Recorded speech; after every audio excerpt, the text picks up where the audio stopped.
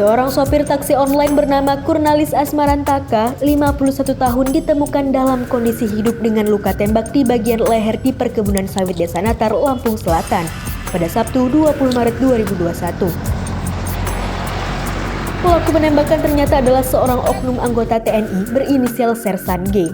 Terungkapnya kasus bermula saat seorang sopir taksi online tersebut ditemukan mengalami luka tembak di bagian lehernya. Kurnalis yang merupakan sopir taksi online diduga ditembak oleh penumpangnya sendiri. Setelah diselidiki, pelaku ternyata adalah seorang oknum TNI yang masih aktif bertugas.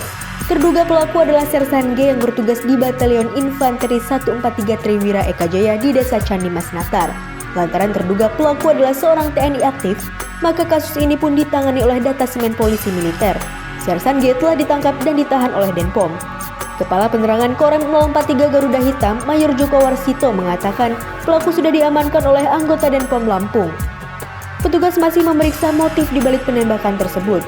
Atas insiden tersebut, Korem 043 Garuda Hitam menyampaikan permohonan maaf kepada seluruh masyarakat Lampung. Joko Warsito menuturkan, korban sopir taksi online tersebut mengalami luka tembak di leher akibat terkena peluru karet. Korban sudah mendapat perawatan secara intensif di Rumah Sakit Natar Medika Lampung Selatan. Pihaknya pun mendoakan atas nama korban segera sembuh. Belum diketahui secara pasti terkait motif penembakan tersebut, apakah pelaku pembegalan, perampokan, atau lainnya.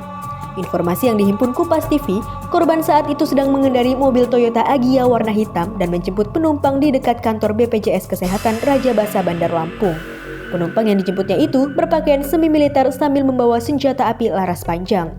Penumpang tersebut minta diantar ke daerah Natar, Lampung Selatan. Baru saja mobil yang dikendarai jalan, tiba-tiba terdengar letusan senjata api dan korban pun kaget karena melihat tubuhnya tiba-tiba sudah berlumuran darah. Ternyata ia ditembak di mana pelurunya tepat mengenai leher korban hingga tembus dan mengenai pintu mobil depan sebelah kanan yang dikemudikannya. Korban pun oleng mengendarai mobil. Pada saat bersamaan, ada seorang anggota Polda Lampung yang juga mengendarai mobil melihat mobil yang dikendarai korban Kurnalis melaju dengan zigzag. Anggota polisi itu pun mencoba mengejar dan menghentikan laju kendaraan tersebut. Begitu dilihatnya, ternyata di dalamnya ada seorang sopir yang sudah terluka dan berlumuran darah serta seorang penumpang. Di lokasi itu sempat terjadi ketegangan antara anggota polisi dengan penumpang tersebut, hingga akhirnya penumpang itu meminta diantarkan ke wilayah Natar.